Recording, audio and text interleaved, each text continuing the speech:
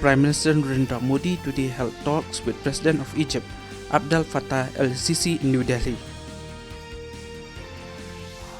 The 13th National Voters' Day is being celebrated today. President Draupadi Murmu presented the national awards for the year 2022 in New Delhi. Chris Hipkins was sworn in as the 41st Prime Minister of New Zealand today by country's Governor-General during a ceremony in the capital, Wellington. Road Transport and Highways Minister Nitin Gadkari on Tuesday chaired the 10th meeting of the Group of Infrastructure Committee in New Delhi.